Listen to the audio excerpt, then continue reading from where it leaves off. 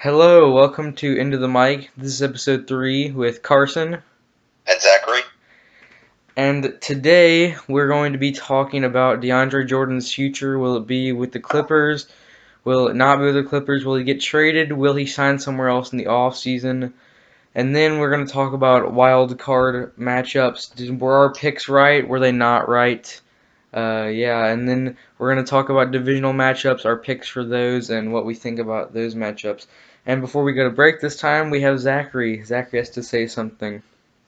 Hey guys, so we're really excited to announce we have a surprise coming for you guys early February.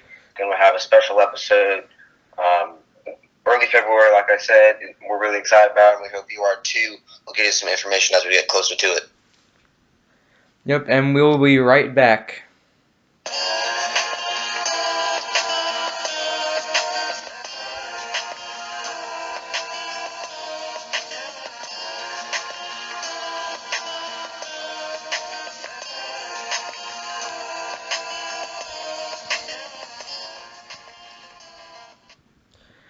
And we are back. Now, before we start into the episode, I have two more things that I need to talk about. Now, the first one is pretty important. Well, they're both pretty important, but this one, it affects most of the episodes. So, as you know, we can't always be in the same place at the same time. So, we have call-in episodes where Zachary's on the phone with me, which is why sometimes the video quality is not as good as it might be in others. So, yeah, just be aware of that. So, yeah, that's all for that one. And then the second thing is, if we sound a little bit drained for energy, and if you're wondering why this episode is out so late and not on schedule, then, well, this is our third time recording this episode. The first time, you might have seen it on our Instagram if you follow us. On Tuesday, we posted, won't be out tonight or tomorrow or like on the usual schedule because we had some issues with our recording software. Well, our recording software crashed on itself as I was putting it into YouTube format, and yeah, so for the first time we recorded it, and then we were like, okay, we have to re-record, so we scheduled for Thursday. That was the earliest time we could re-record, so we did it on Thursday last night, and we were at the end of the episode, about to wrap it up, and the recording software crashed once again. So now here we are on Friday afternoon, recording this for the third time. So yeah, we're really sorry. Next week we'll be back to schedule, so we hope you understand, and we hope you enjoy anyway. Alright, now to the episode. We have DeAndre Jordan. Zachary, what do you think?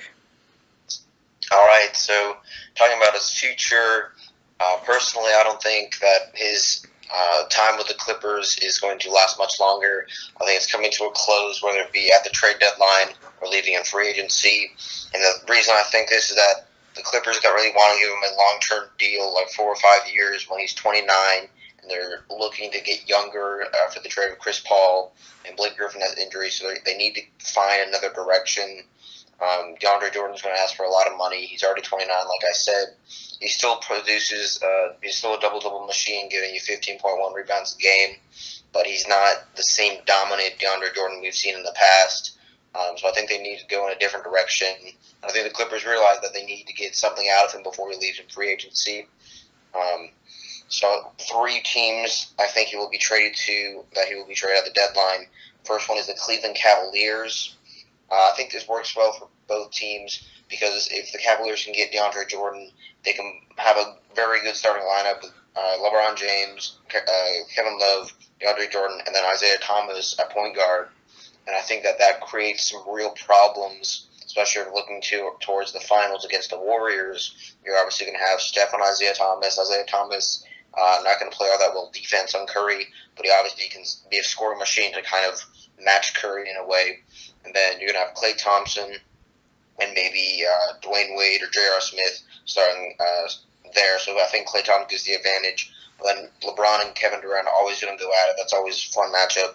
And then Kevin Love and Draymond Green both can get you some rebounds. And then DeAndre Jordan over Zaza Pachulia. That's going to be really fun because Zaza is definitely not going to be able to stop DeAndre Jordan in the post, rebounding or offensively or defensively. And I think DeAndre can create another element to starting Cavs roster. If you're wondering about a package you would trade for DeAndre from the Cavaliers, I'd do something like the Brooklyn pick because I don't think the Cavaliers really. To me, I don't feel like they don't give as much value to it. I think they are maybe overly aggressive in trying to trade that away for a superstar or talent, just maybe to convince LeBron to stay and that they want to win now.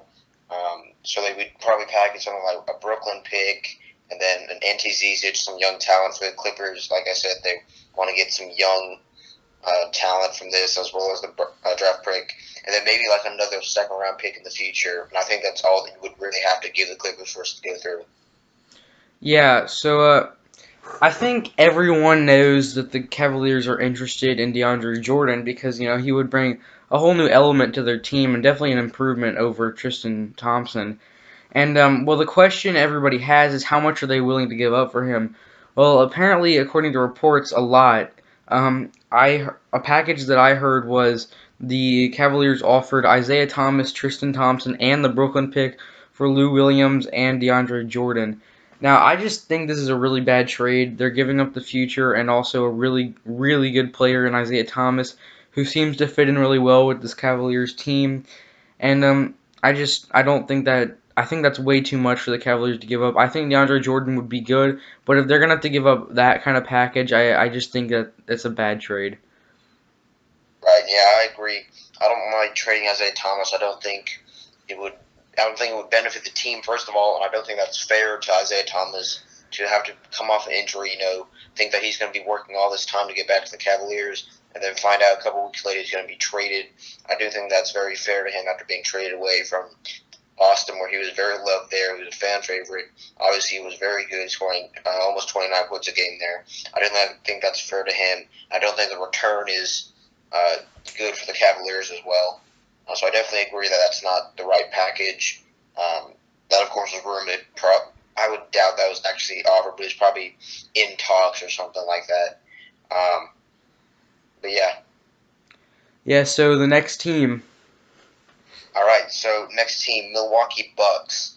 Not really a big city for him to go. You don't really think of Milwaukee as being, NBA town, but over like this past year and last year, they've really developed with Giannis Antetokounmpo, obviously, Jabari Parker, who's had injury problems, and then Chris Middleton, and they had the Eric Bledsoe trade earlier in the season. They had Malcolm Brogdon, the Rookie of the Year last year, so they're really developing with some young talent. And I think if they could get DeAndre Jordan and trade for him this season, and then convince him to re-sign to maybe a long-term this offseason, I think that really would bode well for the Milwaukee Bucks. Just to add, because they already have enough youth that they wouldn't need to. They have assets to trade. That's what I'm trying to say, and he would really fit in over John Henson at the 5 for that starting lineup. So then you have Giannis and Chris Middleton and Jabari Parker if he's not traded in this deal, and then DeAndre Jordan and Eric Bledsoe in that starting lineup to round it out. And for a package for DeAndre Jordan, I think the Clippers would want a young talented player, so maybe like a Malcolm Brogdon. Well, I don't think Milwaukee would be too sad. I mean, obviously they want him on the team, but if they were able to get DeAndre Jordan for a guy like Malcolm Brogdon, and then like a John Henson, and maybe like a couple second rounders in the future, I think that'd be pretty good for both sides. The Clippers should get a young talent and a point guard, because they're short on point guards. They have Lou Williams, who really should be like a point guard shooting guard off the bench, not a starting point guard. And then they have Milos Teodosic. He's a rookie this year, although I think he's 30 or 31. So he's not like a young rookie that they want.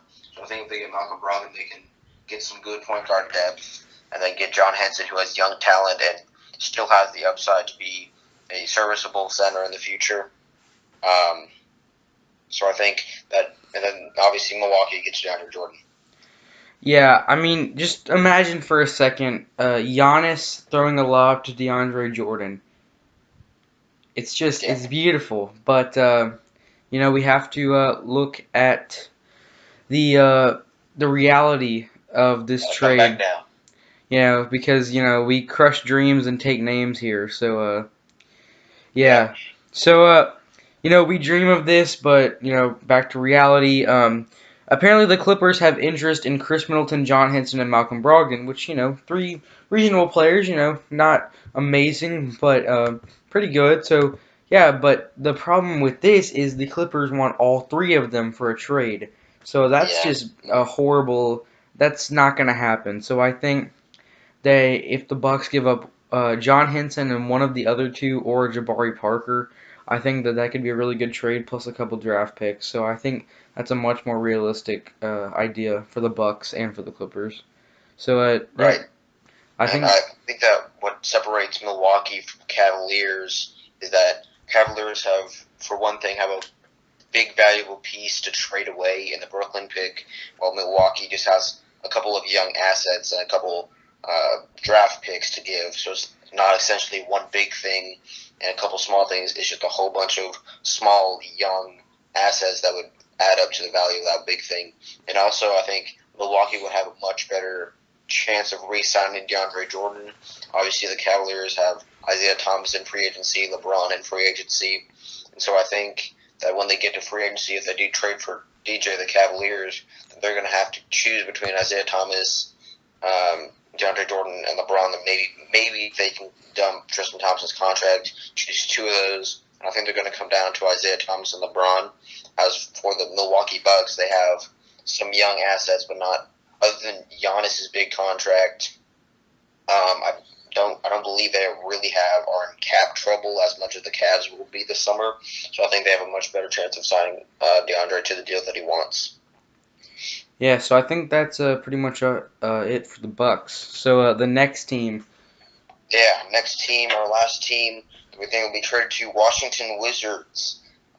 They have Bradley Beal and John Wall, obviously, in that backcourt, but their big men kind of lack this season. They're starting Markieff Morris and Marcin Gortat, who actually just today has declared that he does not want to play past next season and wants to play for the Magic. So even him, their starting center, will be coming to a close with his tenure with the Wizards. So they're definitely needing a center. So I think that really helps DeAndre Jordan's trade rumors to here. So I think if you could package like a Kelly Oubre who's young and very good, and maybe like 2019 first or something like that, maybe like a second as well. But you could have Bradley Beal and John Wall and DeAndre Jordan all in the same starting lineup. I think that'd be pretty scary for the teams in the East.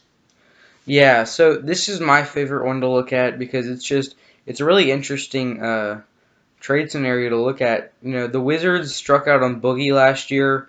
He went to the Pelicans, but I think that DeAndre Jordan also really complements their amazing backcourt of Bradley Beal and John Wall. So I think that he grabs rebounds, which is something they're kind of lacking right now. And I think that if the Wizards are willing to give up tomorrow for today, then I think that this trade could really happen because, the Clippers have interest in Kelly Oubre. Now, I think that they would probably need to add something else, like a couple draft picks, but I think that that's a trade that could definitely happen. So, Wizards fans, DeAndre could be there soon if all goes to plan, because the Wizards and the Cavs have the assets to get him, and the Wizards have the cap room if they trade away a couple players or just get rid of some. But the Bucks don't really have the trade value, and the Cavs don't have the cap room this upcoming summer. So I think the Wizards could be the most realistic one. Yeah, and I definitely agree with that, especially with Gortat, like I said, leaving after next season or maybe even this season. If he said he wants to retire with the Magic, the team that drafted him. So they will get rid of his contract either way. The only cap issue, like being overpaid, would be Jan Mahinmi. He got a really big deal in that one free agency that everybody was being overpaid. Obviously, Chandler Parsons and Memphis getting a max deal that summer. Everybody was getting overpaid. Bismack Biyombo making a lot of money in the teens. so he's overpaid. But other than that, the roster is mostly young role players, other than John Wall and Bradley Beal. So they don't really have cap issues, like you said. Yeah, so I think in conclusion, the Cavaliers. I think the Wizards are the most realistic. The Bucks are maybe second. I don't know who. I don't know who would get second. I think maybe the It Bucks, and depends then on more aggressive, I think. yeah, I think any of these three teams could get them, but I think that the Wizards are the most realistic to get them because they're gonna have the cap room most likely, and they have the trade assets. So yeah, I think that Wizards could get DeAndre Jordan out of those three teams. Now maybe another team rises out of nowhere and Right. gets him, but these are our picks to get him. So yeah. So All right. now going on to the next part of the podcast, we have wild card results. Now, the first game we have the 3-seeded Rams lose to the 6-seeded Falcons 26-13. Now, I was really impressed with the Falcons from in this game. The Rams really disappointed me. So, yeah, I just Zachary, I'm gonna let you talk about this one because All right. So Atlanta goes into LA.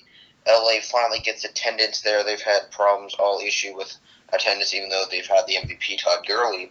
And Atlanta comes in there, and their offense runs through Julio Jones, which when we were predicting this last week, we said that Atlanta would have much better chance to win this game if Julio Jones has a good Julio Jones game. And he had 9 receptions, 94 yards, and a touchdown. And so he really broke out. Matt Ryan was serviceable. I mean, I'm not going to say serviceable, but he was 21 of 30 for 218 yards, 1 touchdown. Devontae Freeman, 18 carries, 66 yards, and a touchdown. And then if you look at the LA Rams offense, this really is what made the problem in the game for the Rams. The Atlanta defense came out here and looked really good against them. Forced Jared Goff to throw for 45 times, only completing 24 of those for 259 yards and a touchdown. And Todd Gurley, the MVP, both MVPs, had 14 carries in this game for 101 yards.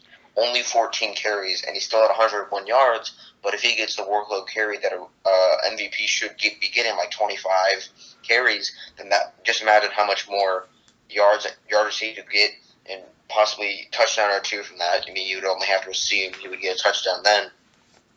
And for the rest of this Rams offense, their other leading offensive playmaker was Robert Woods with 9 receptions, 142 yards. Then the rookie Cooper Kupp getting 8 catches and 69 yards and a touchdown.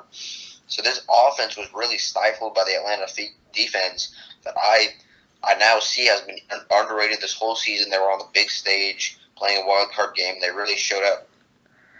yeah, so I was just really disappointed with the Rams. Sean McVay, I think this was his worst game coaching the Rams yet. I mean, he really went to Jared Goff a lot, which was not the best decision when you have the MVP on your team. I know if I had the MVP on my team and I was in the wild card, every play would just go to Todd Gurley. I mean, screen pass for Todd Gurley, run to the outside for Todd Gurley, run down the middle for Todd Gurley, or just anything to get him involved because like you said, I feel like he was not involved enough, and I feel like if they go to Todd Gurley more, I think they have a way better chance of winning this game. And also their defense was just really disappointing. I think that they Yeah. didn't step up when they really needed to. Aaron Donald didn't have a big game like I was hoping he would. I believe he had a sack or a half a I think sack it's actually. half a sack. So like that's not what he usually does. He usually puts up in big games. He's known to show up in big games in the regular season. But in his first playoff matchup, he really doesn't impress me. Right. Matt Ryan only sacked. Well, let's start with Jared Goff. 3 sacks for 13 yards. So it wasn't really pressure game to Jared Goff. But Matt Ryan sacked 3 times for 20 yards. That's not what we expected from Aaron Donald and that Rams offensive line and front 7, who should be pretty good on a game-to-game basis. But Matt Ryan just wasn't really hit all that much, and he was able to convert to Julio Jones and find him downfield. Yeah, so just really disappointing from the Rams. The Falcons team looks pretty exciting. They look like the lower seed that nobody wants to play because they should not be a lower seed. So yeah, Right. going to the next game, we have the 4-seeded Saints win against the 5-seeded Panthers. So sadly, no upset here for your Yeah. Panthers. I'm, Now I'm this, oh sorry, you can go. okay. All right. So I was just a little jumpy because, of course, Carolina Panthers, my team, very heartbreaking in this game. Again, lose 31-26. We did have a chance on the final drive, and we'll get to that a little bit later. But Carolina, for the first half, only had 9 points on 3 field goals, and that's not something you want to see. The only reason Cam Newton finished with 349 yards and 2 touchdowns was in those last 2 touchdown scoring drives in the fourth quarter. You're just on, fire, on target, and driving down the field, and it really looked like the momentum was shifting in our favor. The main thing I was surprised about was the Carolina defense in this game. We've been talking about New Orleans Saints running backs, especially Alvin Kamara, most likely offensive rookie of the year in the NFC, and he comes out here and he has 10 carries for 23 yards and a touchdown. And then Mark Ingram, the other sensational running back on New Orleans, 9 carries for 22 yards, no touchdown. That's definitely, I honestly thought, even being a Panthers fan, that this was going to be an Alvin Kamara game where, he catches screen passes. He only had 1 reception for 10 yards. That's all he had. I honestly thought that this running back was going to really kill the Panthers. Our defense wasn't the problem. And as it turns out, Cam Newton was not honestly the problem because everybody was like, okay, if Cam Newton, finishes with 200 yards and 2 picks, then Carolina's obviously not going to have the defense to hold down the running back duo. And as it turned out, they did. But it was just Drew Brees having a vintage game. But Cam Newton still finishes with 349 yards, like I said. And Carolina still loses this game because it was just a little bit too late. Yeah, so this game ended on maybe the worst grounding call I've ever seen. So it was the Panthers were on a 2nd and 7 in the red zone. I believe around the 15 to 20. Yeah. I can't remember exactly, but they had the momentum. They looked like they were about to score, and so Cam Newton takes the snap, drops back. The Saints rush 5 to get through the O-line, and they both are wrapped around him, and he's still on his feet somehow. He's trying to get away from them, get out of the pocket, and he somehow heaves it up. It goes out the right side of the end zone. Greg Olsen is running towards the end zone, and they call an intentional grounding on that play. Now, just go back and watch it, and I do not agree with this play or with this call at all. I think that he was on his way out of the pocket. You can't throw an accurate pass when you're wrapped up like that by 2 defenders as well. Like he was throwing it up to wherever. So, Right. and Greg Olsen was on his way to the end zone. So, I just think it's a really bad call, and I think that the Panthers had the momentum, could have won this game. So, yeah, Right. really impressive from the Panthers. Cam Jordan, good game. What do you expect from him? I mean, he's a beast. So, Right. He finished with 3 tackles, 2 solo, 1 assist, and 1 sack, and 1 tackle for a loss. and I believe he had 2 passes defended too. So, He did. yeah, he's Indeed. just a beast. All right, so the next game, the worst game of the weekend, Jaguars versus Bills. I hate talking about this game. It's boring. It was a crappy game, and no team deserved to win this game. It was just bad. So the Jaguars beat the Bills 10-3. So Zachary, how do you feel about this game? Oh man.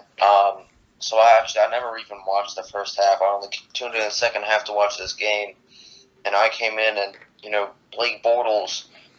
Actually, neither of these quarterbacks can produce absolutely anything, and it's not like we were expecting all that much. We really thought it was going to be a game where Jacksonville defense is really dominant in this game, and they were. They held Buffalo to 3 points. Tyrod Taylor, 134 yards, 1 pick. LaShawn McCoy, 19 carries for 75 yards. So Jacksonville defense did their job, and the really only reason this game was close is because Blake Bortles only threw for 87 passing yards and a touchdown. And the leading rusher in this game was Blake Bortles with 88 yards. That's how much of an offensive struggle this was for both teams. They both have very good running backs, even though LaShawn McCoy was banged up a little bit. But Leonard Fournette on the Jacksonville Jaguars did not produce like I thought he was going to in his first playoff game. Yeah, and we've talked about this. I think LaShawn McCoy being healthy is the X factor here. If the Jaguars are only going to put up 10 points, I think LaShawn McCoy gives you that extra touchdown. So this game could have gone in a whole different direction. LaShawn McCoy can even give you he can give you 2 touchdowns, he can give you 3. He is a dominant running back when he is healthy, and he's shown that he can produce. But, your angle is maybe the most important part because as a one cut back, he relies on agility, having that extra bounce over defenders, and if he doesn't have that, then he is maybe a 50% of what he usually is. So, that really stinks for the Bills because if the Jaguars are only going to put up 10 points, I think that they can beat them with a Right. healthy LaShawn McCoy. Yeah, LaShawn McCoy, he can rush for touchdowns and he can also catch touchdowns. Mm-hmm. But he only had 6 receptions for 44 yards. That was the leading receiver on the Bills. If you're wanting Jacksonville, leading receiver was D.D. Westbrook, the rookie, had 5 receptions for 48 yards. So like I said, neither offense could get anything going. Jacksonville won on the last play of the game. Well, not technically, but the last meaningful play. Nathan Peterman had to come in for Tyrod Taylor after Tyrod got hit with a massive hit with about 1:17 to go. And Nathan Peterman gets the snap. They don't run the football, so I don't think they have any timeouts left. And so he throws to the right, and Jalen Ramsey, 23-year-old studly cornerback, one of the studly cornerbacks on the Jaguars, comes in, tips the ball up, and intercepts it, and Jacksonville wins this game. It's the most Bills ending to a game that you could have imagined. Yeah, just a bad game in general, but Jalen Ramsey makes the play, and Jaguars come out on top. But what do you really expect from the Bills? I don't know. They did not have in my opinion, the AFC East teams, those bottom 2 teams with the Bills and Ravens. Neither of them really had an offensive game plan. Really, Ravens obviously struggle. They're based on their defense. But Buffalo here doesn't have a good offense or defense. They just have streaky games from LaShawn McCoy and Tyrod Taylor, and that's how they won 9 games on the season. Yeah, so I think that really the worst game of last weekend by far. So I'm tired of talking about this game already. So next game, we saved the best for last, of course. 4-seeded Chiefs. 4-seeded Chiefs upset by the 5-seeded Titans. The best team in the NFL. No, that's not true. That's definitely not true. Yeah, so I wish, but we don't have any defensive backs. But the Titans rally from being down 21-3 at halftime, win 22-21 on two passing touchdowns from Marcus Mariota and a receiving touchdown from Marcus Mariota. And if you haven't watched that play, just the greatest play I've ever seen. He throws it there on, I believe, around the 7-yard line, 6 or 7-yard line. And Mariota rushes to the right, scrambles to the right, doesn't see anything, turns around, scrambles to the left, sees Delaney Walker open in the end zone, tries to throw a short little pass to Delaney Walker in the end zone. Darrelle Revis knocks it up, and the Chiefs defense just kind of walks away. And little did they know, Mariota dived under the ball, caught the ball, his own ball that he threw, and dived into the end zone with it. Like the greatest play I've ever seen. And it shifted the momentum of the game too. Right. At that point, Kansas City up 21-3. If Tennessee is forced to do a field goal on that drive, they're in Arrowhead Stadium, one of the best environments in the NFL to play in, just because the Chiefs fans are very loud there, for lack of a better word. The Titans end up being only down 21-10. And let me just say something about the Kansas City offense. They did not get Kareem Hunt the ball at all. He only got 11 carries for 42 yards and a touchdown. And if it was one thing that I said that Kansas City could lose this game, it was because they weren't going to give Kareem Hunt the ball. Weeks 1 through 4 and week 12 through 17, when they were giving Kareem Hunt the ball that he deserves, they were winning football games. But in weeks 5 through 11, they were giving Kareem Hunt, 11, 9 carries, occasionally like a 15-carry game. But he was not getting the workload that he needed. And lo and behold, Kansas City doesn't give him the carries, and they don't win this football game. And let's talk about Derrick Henry, the running back on the other team. DeMarco Murray sits out this game, so Derrick Henry is the workhorse back. We all know that Derrick Henry has potential. It was just a matter of when his breakout game would occur. He's had a whole bunch of long gains this season. That's why his yardage has been up. But he finally has a very good workhorse game. He has 23 carries, 156 yards, and a touchdown. And if I'm the Tennessee Titans and I'm head coach Mike Mularkey, I really like this kid. I'm going to give him the workhorse back. So I really like what I see from him. Yeah, he was just amazing, and it's nice to know that you got the future of Titans running backs right there in 23-year-old Derrick Henry, former Heisman winner, and we were all expecting this from him because we've seen what he can do in little flashes in his first 2 seasons, and he really showed up when we really needed him to, and I was very impressed with him. So, the Titans have said that he'll be the workhorse back. In the future, so DeMarco Murray will probably be gone soon or go to a reduced role. So yeah, that's So my favorite game of the weekend, Titans beat the Chiefs 22-21. I do think it was the most exciting game. It was a good upset. It went down. It was a 1-point game. So yeah, fun Yeah, I would game. probably agree with you because for the majority of the Panthers-Saints game, which would probably be the second best, is that for the majority of the game, Drew Brees looked like he was really dominating, and the Saints were going to win this one by a good margin. It was just because in that fourth quarter, the Panthers really tried to rally, and that's the only reason why he was close. Yeah, so I think we could have had another upset this weekend in Panthers Saints, but grounding call kills it. Hopefully the NFL will review that sometime, but I doubt it. Right. So, yeah, that's pretty much all for wild card matchups. Now we go to divisional round and our picks for those. Now, the first game, the 1-seeded Eagles take on the 6-seeded Falcons. Zachary, who's your pick? All right, so obviously Philadelphia the 1 seed, Atlanta the 6 seed. 9 times out of 10, people are going to choose the 1 seed, right?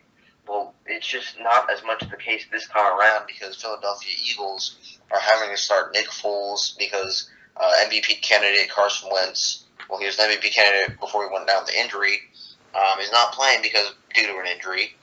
I like Atlanta in this game, and that's because Devontae Freeman, obviously young running back, he's kind of having a down season this year. Didn't reach 1,000 rushing yards. But Julio Jones, coming off a big game against the Rams, they have momentum. They have gone into an opponent's stadium last week. They have the momentum, like I said. Philadelphia, I don't trust Nick Foles enough to bet against the Falcons. They're red hot. They're coming in. They showed us how good of a defense they can have. I think if they can hold Nick Foles to a typical Nick Foles game, they have a really good shot of winning. That's why I picked them. I'm going to disagree with you on the first game. I have the Eagles winning this one.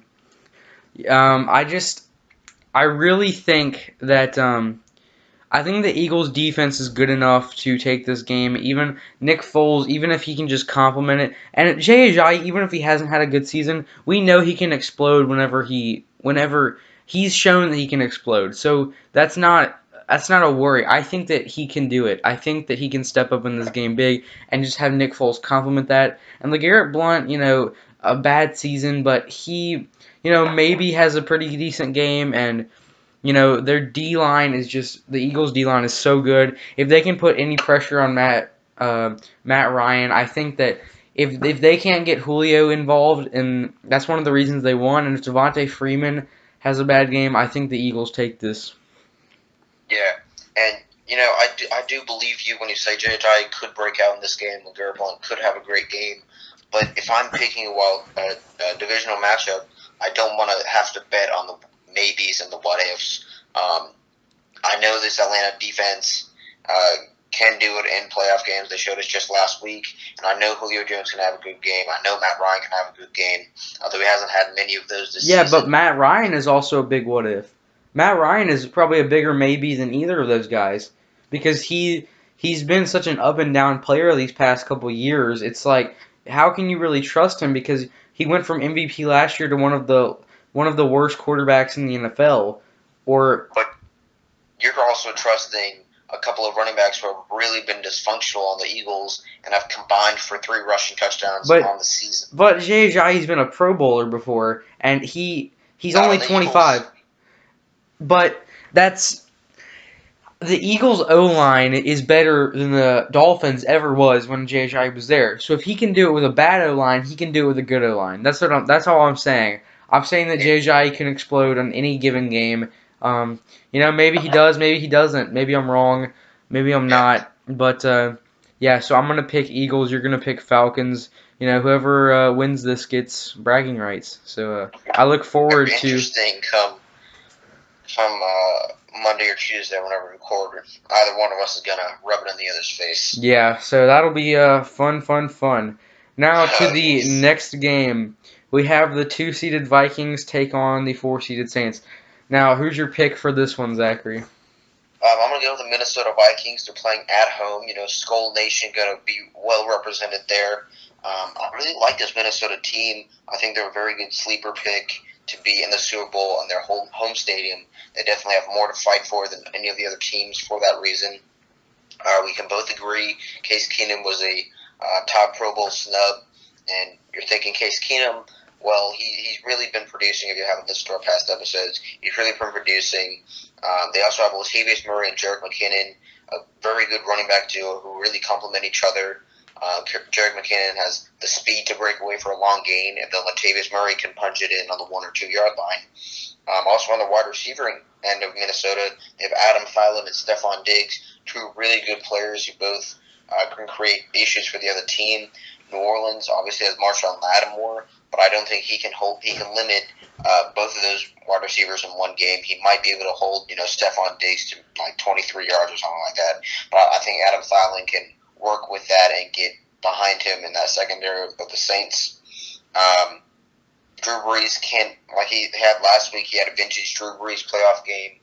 But if this running back, especially if they come out and look like the team they were last week against the Panthers, and Minnesota can hold them, I think Minnesota has a really good chance playing this at home with all the talent that I just mentioned and a very good defense. Yeah, I'm going to agree with you on this one. I'm going to say that the Vikings are going to take this one. Mike Zimmer was my honorable mention for Coach of the Year if you didn't listen to our last episode. I think he's done a great job with his Vikings team. And Case Keenum, like you said, Pro Bowl snub for sure. Adam Thielen was a Pro Bowler this year. Stephon Diggs could be a Pro Bowl snub. He's amazing, but and the Saints really did not impress me last week. I really thought that they were gonna kind of crush the Panthers, honestly.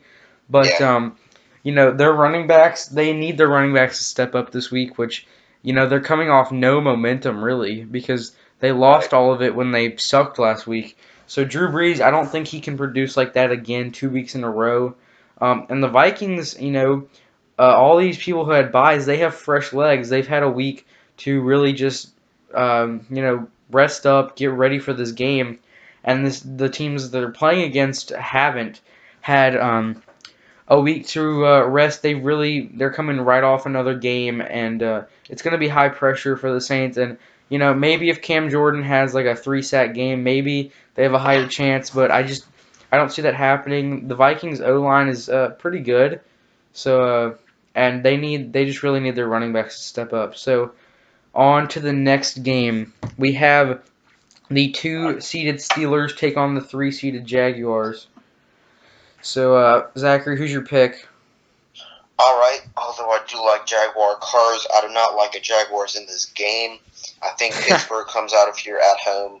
They have Antonio Brown, who is apparently dealing with an illness as well as coming back from that ankle injury he suffered in Week 15. He's going to be back to.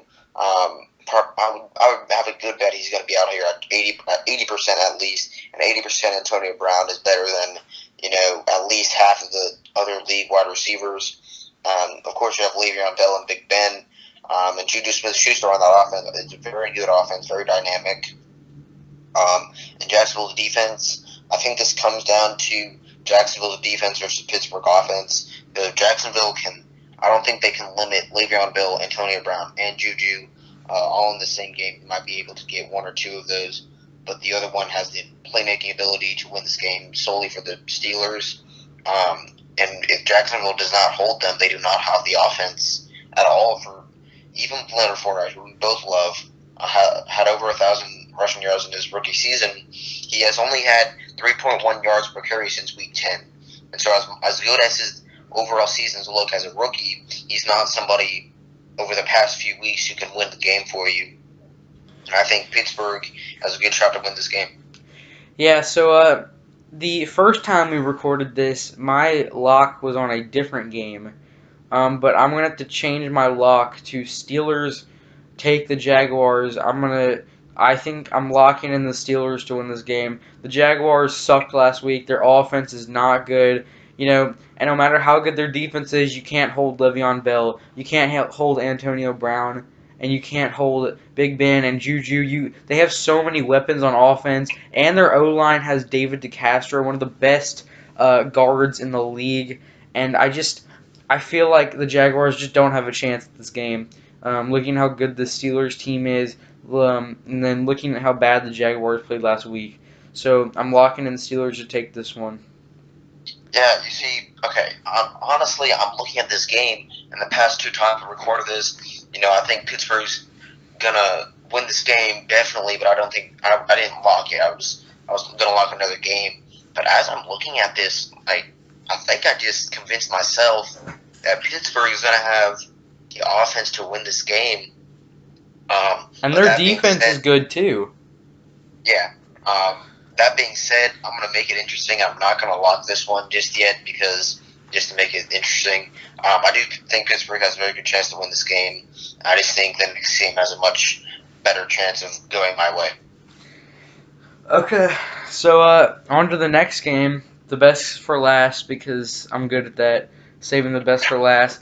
The 1-seeded Patriots take on the 5-seeded Titans. Who do you have in this game, Zachary? May not surprise anybody, but I'm going with New England Patriots. Obviously, you have Tom Brady, the greatest of all time, at quarterback for the Patriots, who's, I can admit, that has been mediocre, if definitely not great in the past couple weeks. But he's still Tom Brady. It's a playoff game. It's in Foxborough. Daniel Lewis has really emerged the past couple games with that role, with Rex Burkhead being banged up for a little bit, and James White being injured a little bit. So he's really emerged in this role. Really in the later half of the season, he still finished, because that was the only time he was getting touches. He was getting 896 yards and 6 touchdowns. Obviously, Robert Gronkowski there and Brendan Cooks there. And this Tennessee defense, I don't think they're going to fare very well against that offense. I think New England really has fun time in Foxborough. I think they take Tennessee Titans, and they're my lock in this round.